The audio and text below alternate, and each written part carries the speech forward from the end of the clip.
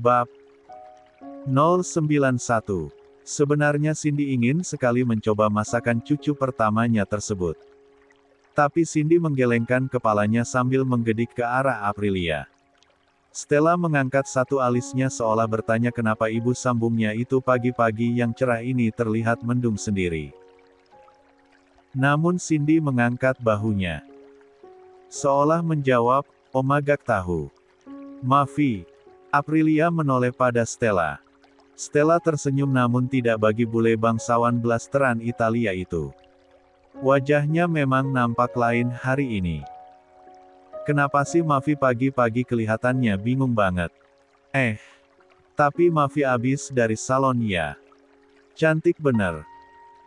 Aprilia menengok pada sahabat sekaligus anak sambungnya itu yang kini sedang tersenyum memamerkan lesung pipinya hingga menambah aura kecantikan bagi calon ibu muda tersebut. Boro-boro mau ke salon style. Aku tuh kayak punya dua bayi loh sekarang dan bayiku yang gede, aneh-aneh. Maunya. Cindy dan juga Stella saling berpandangan. Mereka paham betul apa yang dimaksud oleh Aprilia. Siapa lagi kalau bukan si Fernando Jose yang pasti membuat drama lagi sehingga membuat istri kecilnya itu kewalahan dan kebingungan. Bikin ulah apalagi tuh calon kakek Mafi. Menumpukkan kedua lengannya di atas meja, Aprilia mulai bercerita. Papa kamu tuh Stel. Semalam minta dibikinin soto. Bayangin jam 2 malam. Terus sekarang minta aku ke kantor bawain makan siang dan tahu minta menunya apa. Gulai kepala ikan kakap. Mana aku bisa masaknya? Stella dan Cindy saling berpandangan. Cindy menganggukkan kepalanya. Jadi ini yang membuat Aprilia berwajah masam dari tadi. Ya udah. Nanti mama masakin Devi. Kamu mah apa-apa bukannya bilang sama mama. Tanya dong sayang, enggak gitu mah. Mas Boril mintanya aku sendiri yang masak. Gak boleh orang lain. Apalagi mama, Cindy mencibir. Halah. Mana tahu dia hasil masakan siapa. Katanya lidahnya bisa bedain masakan mama. Jangan sampai mama yang masak. Cek, titip salam buat suami Mufi. Bilang sama dia kalau dia itu lebay. Stella tertawa dibuatnya. Sedangkan Aprilia memajukan bibirnya. Bayangan kepala kakap yang dibelah jadi dua membuat Aprilia sudah merinding duluan.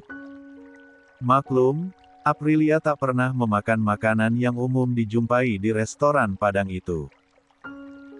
Sejak kecil Visal dan Yana tak pernah membelikannya dan kini suaminya meminta ia masak sendiri. Melihat dari wajah Aprilia yang memancarkan aura lain, serta keinginan aneh ayahnya, Stella nampak melihat sesuatu. Lagi-lagi ia menoleh pada Cindy dan Cindy pun sepertinya memiliki pikiran yang sama dengannya. Keduanya jauh tersenyum penuh arti. Seolah paham betul dengan situasi ini. Papa aneh banget sih Mafi. Kayak apa? Kayaknya kamu hamil lagi terus suamimu yang lagi ngidam. Seketika itu juga Aprilia langsung menatap horor mertua dan anak sambungnya. Bak anak kecil Stella bangun dari duduknya sambil terus tersenyum dan kini memeluk Aprilia yang sedang duduk itu dari belakang. Selamat ya Mafi, atas kehamilannya. Aku seneng banget. Akhirnya impian kita buat hamil bareng dan punya anak seumuran terkabul Mafi. Aku seneng banget. Hamil. Tidak mungkin. Aprilia masih tak percaya. Jangan dulu, Azam masih bayi. Tapi mengingat betapa seringnya mereka berhubungan tanpa pengaman, bisa saja itu terjadi. Cindy tak kuasa menahan rada gelinya melihat wajah Aprilia yang memelas. Mama seneng banget deh kalau beneran kamu hamil lagi. Makin rame rumah ini. Udah sana segera tes. Biar mastiin. Ayo Mafi, kita tes. Seru banget sih ini. Papa ngidamnya kepala kakap, Stella berdiri sambil tak sanggup menahan rasa geli pada perutnya. Cie, Mavi sayang banget ya sama papa. Sampai mau dihamilin lagi. Wajah Aprilia memerah akan godaan Stella. Ia malu. Ya Tuhan, hamil lagi. Ucap suara hati Aprilia sambil ia mengelus perut ratanya jalu melihat ke arah taman samping pada Azam yang sedang berjemur dengan buklik. Seketika perasaan Aprilia campur aduk. Antara bingung namun lebih kepada rasa bersyukur jika benar hamil lagi. Tuhan kembali mempercayakan seorang anak pada rahimnya. Mama mau telpon papa bilang kalau cucu kita mau nambah. Pasti papa seneng banget ini. Aprilia dan Stella melongok. Ekspresi Cindy seperti anak kecil yang bahagia setelah dibelikan Kinder Joy oleh ibunya. Anran Kankok. Jam 12 nanti, abis makan siang ada sesi tanya jawab Pak, buat majalah bisnis. Kali ini papa gak sendiri. Ada owner TOKOMEDIA sama LAJADAH juga. Topik yang diusung, perkembangan jual beli di Indonesia di tengah godaan online shop. Alex membacakan agenda kerja Boril hari ini yang tak jauh-jauh dari promosi bisnis online shopnya. Bila papa kurang nyaman ngobrol bareng sama Pak Tommy sama Pak Yusuf, papa bisa atur jadwal ulang. Rumah yang sebelum pos Satpam, yang di Blok A itu udah lama kosong kan Lex? Tanya Boril yang duduk menghadap ke arah laptopnya. Namun bukan pekerjaan yang ia pelototi sejak tadi. Melainkan foto Aprilia yang menjadi background layar laptopnya. Setelah tadi mendapatkan pesan dari Aprilia kalau dia tak bisa memasak kepala kakap. Lagi pula kepala ikannya itu tidak ada di tukang sayur langganan komplek lalu dengan mudahnya Aprilia bilang, besok aja ya mas. Boril sedih dibuatnya. Padahal ingin sekali makan itu. Akhirnya ia pun mengirim pesan, gak apa-apa kepala ikannya gak ada. Tapi mama datang ya, lihat mama aja papa udah kenyang. Begitu pesan yang dikirimkan Boril pada istrinya. Yang entah mengapa membuatnya galau berkepanjangan begini. Hanya gara-gara gagal makan siang dengan menu keinginannya, padahal kan Boril ingin makan siang dengan ikan itu sambil membicarakan rumah baru. Alex menghela nafasnya lelah. Rupanya Fernando Jose sedang dalam setelan pabrik yaitu menjadi bos.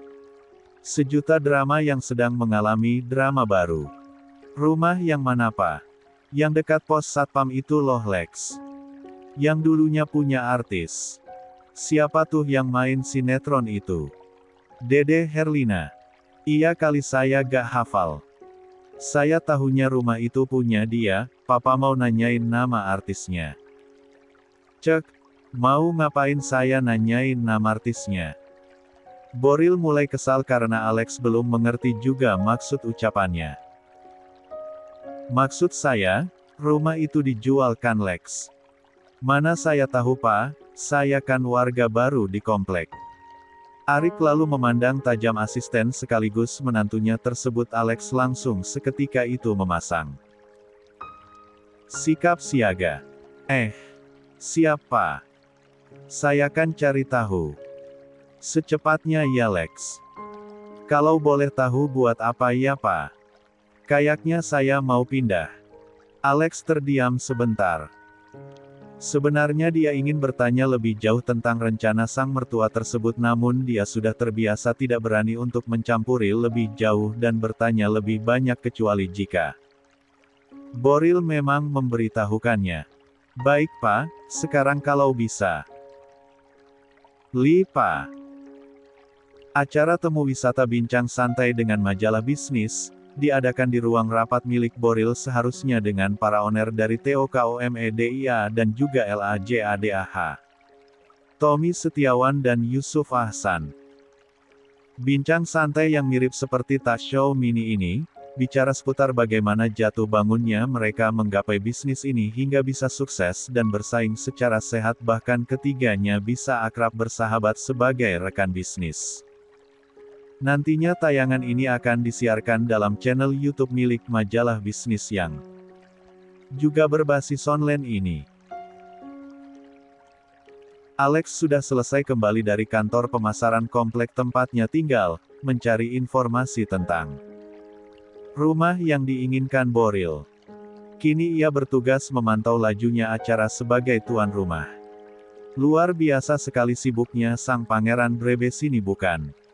Dia bisa jadi apa saja sesuai kebutuhan.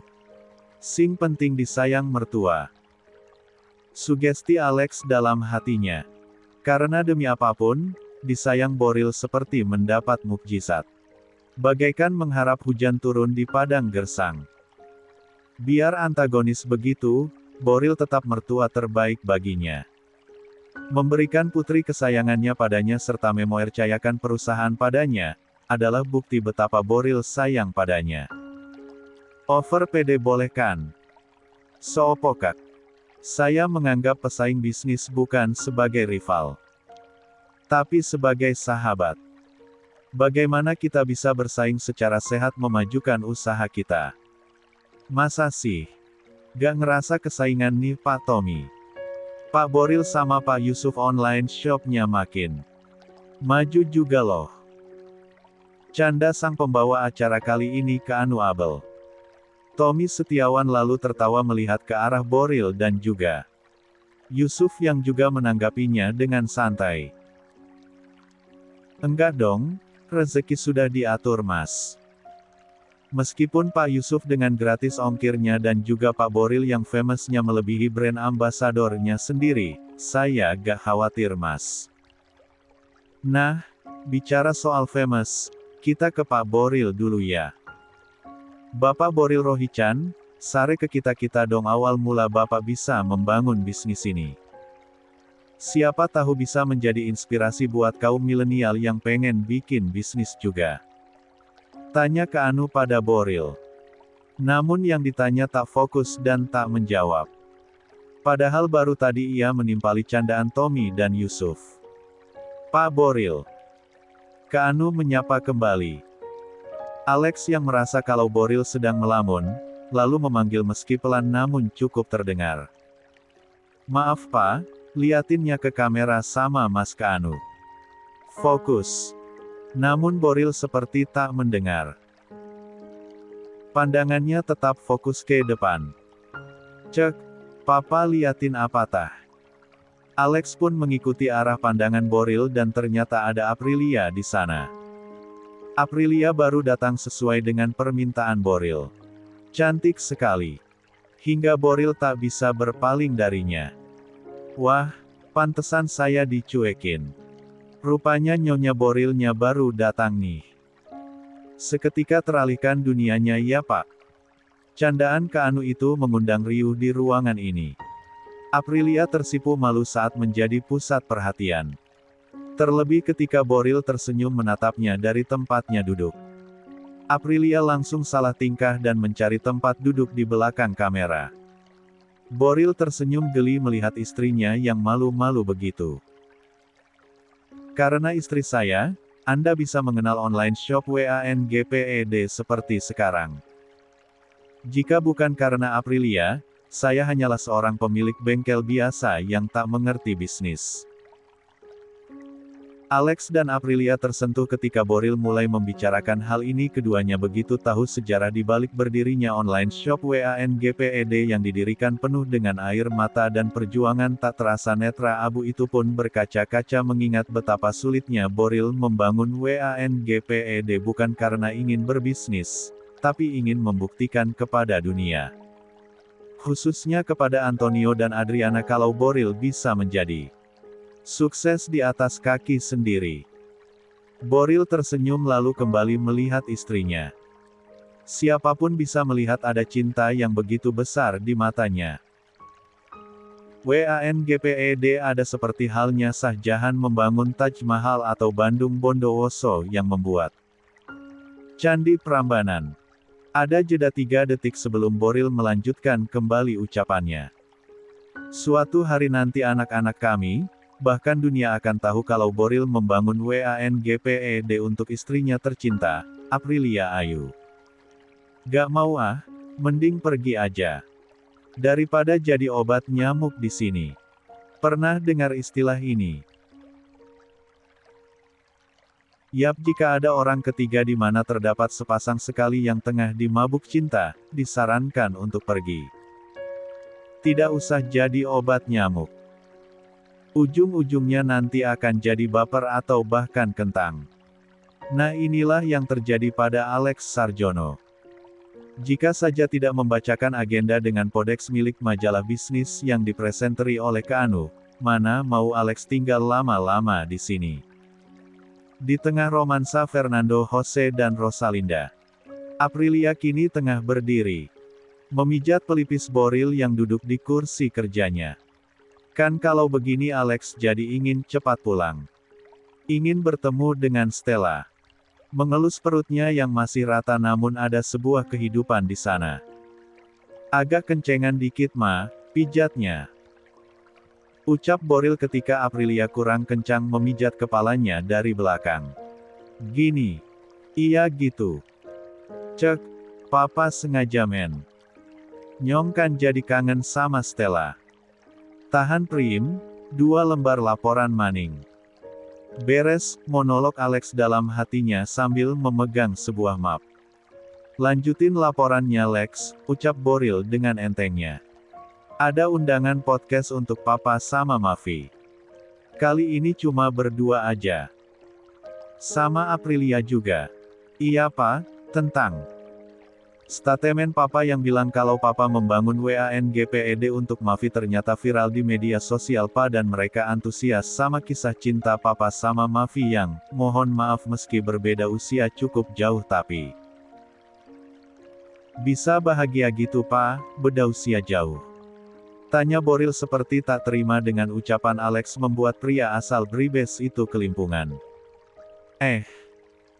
Bukan kata saya pak, tapi ini di surat undangan ini. Dengan panik, Alex menyodorkan surat undangan itu pada Boril yang diambil secara cepat oleh Boril. Sini, aku aja yang baca. Sang nyonya pun mengambil undangan itu dan segera berjalan pelan ke arah sofa untuk duduk di sana. Boril tersenyum dibuatnya. Ada lagi Lex. Ini, yang papa minta. Dengan sopan, Alex lalu memberikan data yang diminta Boril.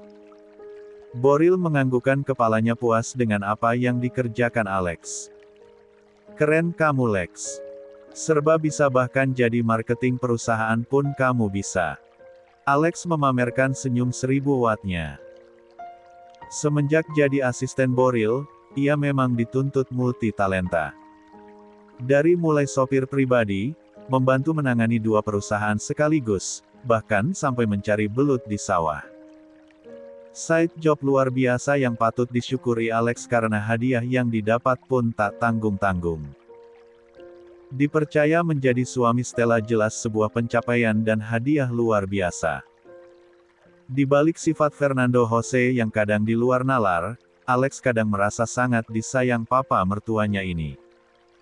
Ya udah kamu keluar deh Lex. Lanjut kerja lagi. Bentuk pengusiran versi kasih sayang. Alex pun mengangguk lalu meminta izin untuk keluar. Mavi, saya lanjut kerja dulu ya. Iya. Aprilia menoleh lalu tersenyum pada Alex. Kalau butuh apa-apa, panggil saya aja ya Mavi. Iya Lex, nanti. Suaminya di depan kamu loh Lex. Potong Boril yang membuat Alex langsung terdiam. Ia ingat betul jika papa mertuknya ini sudah dalam giles mode on, maka alamat hidupnya tidak baik-baik saja. Maka ia pun mundur teratur tak melihat Aprilia lagi. Segera keluar dari ruangan ini. Biasa aja dong mas kalau sama mantu kesayangan tuh, kalau udah menyangkut kamu, gak bisa biasa aja. Rasanya sering sekali Boril mengucapkan kata manis untuknya. Tapi entah kenapa Aprilia selalu bisa bersemu setiap kali mendengarnya. Bahkan akhir-akhir ini Aprilia tak bisa jauh dari Boril. Ia bahkan menitipkan azam pada Cindy karena keinginannya bertemu Boril meski menuikan kakapnya tidak ia bawakan. Mungkin ia akan dihukum suaminya. Dan hukuman dari Boril selalu menyenangkan. Ya ampun, kenapa Aprilia tiba-tiba berpikiran yang tidak-tidak. Apalagi kalau sudah ditatap dalam seperti ini. Boril tak melepaskan pandangannya saat bangkit berdiri dari tempat duduknya dan berjalan menuju Aprilia yang duduk di sofa. "Mas punya sesuatu buat kamu Yu," ucap Boril lalu duduk di samping Aprilia. "Apa Mas? Undangan podcast?" "Bukan." Terus Boril memberikan sebuah map pada Aprilia yang kemudian dibaca istrinya itu. "Rumah." Boril menganggukkan kepalanya. Lalu mengelus lembut rambut istrinya. "Mas berencana pindah dari rumah Mama?"